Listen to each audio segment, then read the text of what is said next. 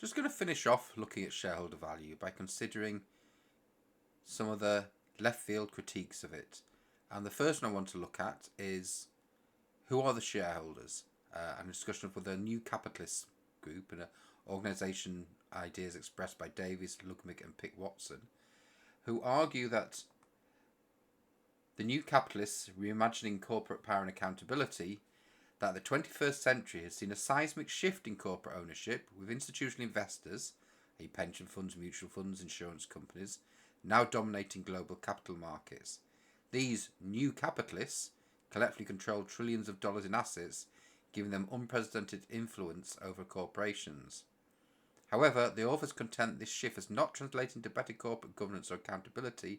Instead, short-termism, shareholder primacy, and passive investment strategies have perpetuated systemic risks, inequality, and environmental degradation. In the flaws of traditional capitalism, they consider that the article critiques the neoliberal shareholder-centric model, which prioritises maximum short-term returns for shareholders at the expense of other stakeholders, such as employees, communities, the environment, etc. This model, they argue, is unsustainable and myopic.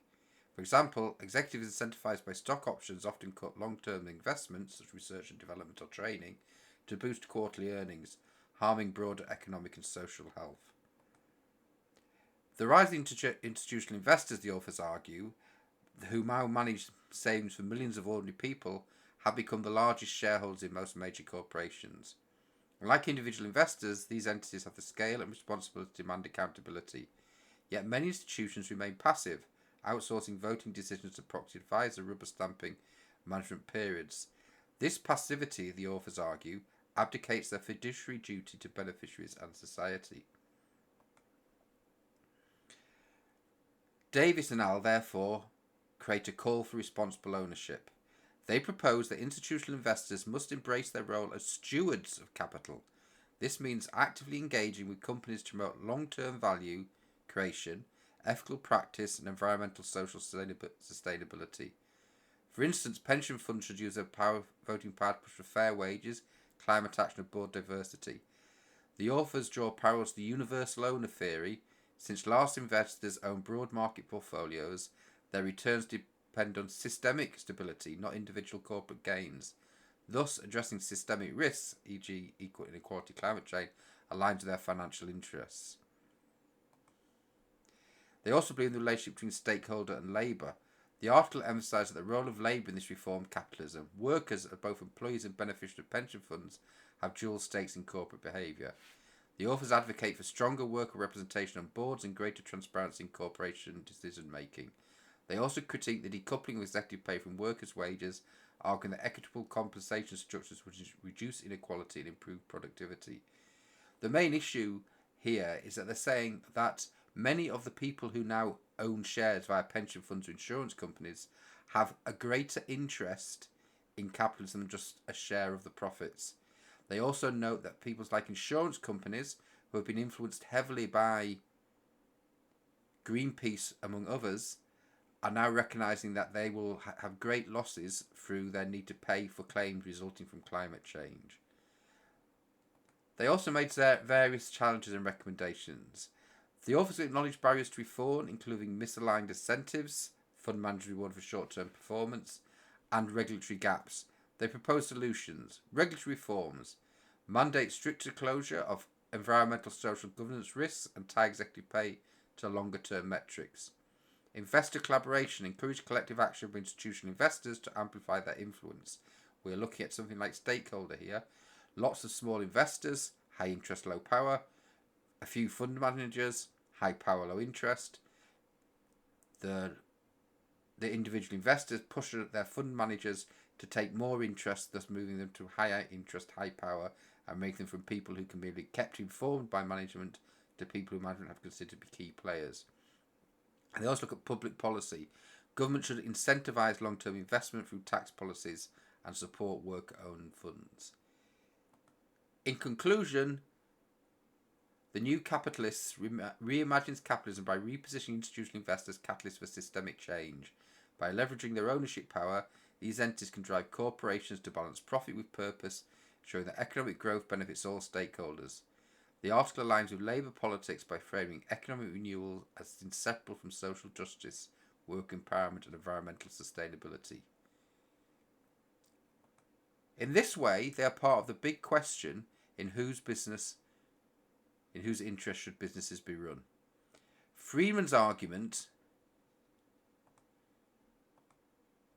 is that legally a business should be interested only of its owners, but in fact, even here, he's defining owners extremely narrowly. He believes that owners are shareholders, but as we've seen, the shareholders' right to be classed as owners has been challenged legally and in theoretical studies. So he must be broader than that. In return, Davies and al. Are putting forward an argument that businesses granted certain legal rights, primarily legal liability, so its own legal entity, perpetuity, etc. As such, it should always be run as if it's still required to constantly justify these special status grants, i.e. it should consider them to be concessions from the state and not inherent rights. Right? So basically we are saying the real is who actually owns a business. What is the purpose of ownership? Is it owned by an individual or is it a sole collective or sole shareholders? And for doing that, we're facing a very straightforward, simple. We're talking about an argument between the neoliberal doctrine versus the stakeholder doctrine. Okay. The neoliberal doctrine has a very sort of thing. A neoliberal doctrine talks about private property rights. Strong emphasis on the protection and enforcement of private property rights, which is essential for economic efficiency and individual freedoms. It concentrates on market efficiency, believes that free markets driven by supply and demand are the best mechanism for allocating resources to determine prices, and believes in minimal state intervention, supports reducing the role of the state in the economy, including deregulation, lower taxes, and limited public spending. Top of this, however, we have the stakeholder doctrine, which organises for broad stakeholder inclusion. It recognises that businesses have responsibilities to a wide range of stakeholders, including employees, customers, suppliers, local communities, and the environment. Stakeholders are seen as co-owners or partners in the success of the organisation. They're committed to long-term value creation, focuses on sustainability and long-term value creation rather than short-term profit maximisation, encourage investments in employee well-being, community development, and environmental sustainability.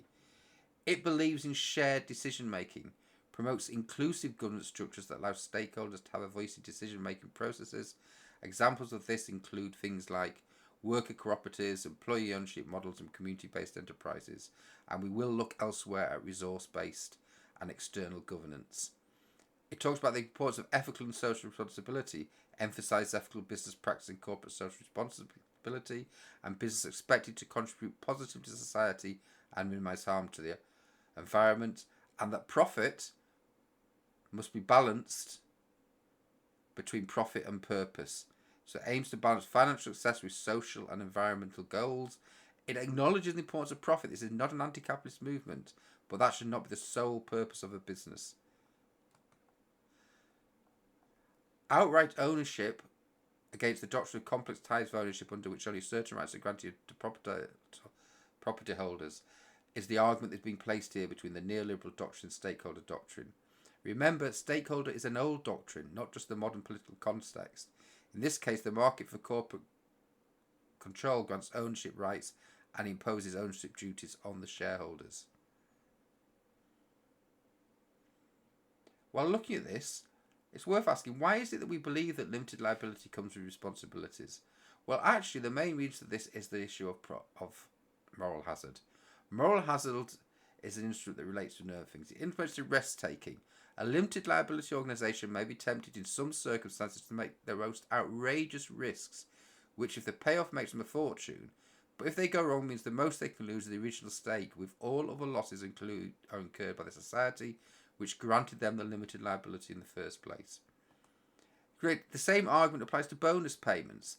This is where managers and traders are paid bonuses. If bonuses are paid before profits are actually taken, or all profits are taken, i.e. based on assumed market value on rising stocks, or before loans are repaid, and then stocks fall or loans defaulted and the bonus is not reclaimed, then there's no reason for traders to worry about the long-term viability of the trade, or whether or not someone to whom they're making a loan is actually capable of making repayments.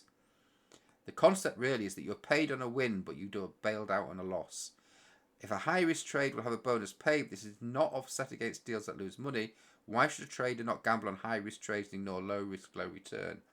For instance, they may decide to take on 8 or 9 high-risk trades, knowing 5 of them will fail and 4 of them will succeed, because the high bonuses in the 4 that succeed are not offset with money being taken away on the ones that failed.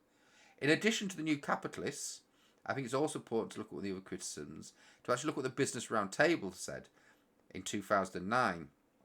The Business Roundtable is an organisation of nearly 200 US senior CEOs. It's an influential association, and in August 2019, it released a statement which redefined the purpose of a corporation by shifting away from decades of adherence to shareholder primacy. Okay. The idea that corporations exist solely to maximise shareholder value. Instead, the statement endorsed stakeholder capitalism, emphasising that companies must serve all stakeholders, including customers, through delivering value through product and service, employees, investing in fair wages, training, diversity and safe working conditions, suppliers, dealing ethically and fostering mutual benefits, communities, respecting the environment, supporting communities, embracing sustainable practice, shareholders, generating long-term value, not just short-term profits. This statement was signed by 181 CEOs, including leaders of Apple, JP Morgan Chase and Amazon. By shift from shareholder primacy, we mean the BRT had previously endorsed shareholder first principles in its 1997 governance document. The 2019 statement marked a historic reversal, aligning with growing criticism of short-termism, income inequality and corporate responsibility failures, e.g. environmental harm, poor labour practices. It reflected broader trends like ESG, environmental, social and governance investing, and public demand for businesses to address societal challenges. It was not without criticisms and controversies. It was seen as symbolism versus action. Critics argued that the statement lacked enforcement mechanism for accountability measures. Skeptics questioned whether CEOs would prioritise stakeholders over profits. In practice, there was shareholder pushback. Some investors, like hedge funds, opposed the shift, fearing diluted returns. Legal ambiguity. In the US, corporate law traditionally prioritised shareholders. The statement did not classify how to reconcile stakeholder commitments with fiduciary duties. However, Delaware and other courts have set precedent that shareholders do not have to be prioritised if the company is at risk.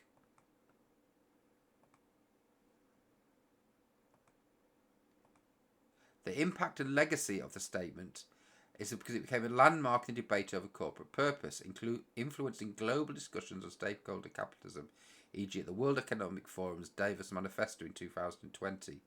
It signalled a growing recognition that long-term business success depends on addressing systemic issues like climate change, inequality and trust deficits.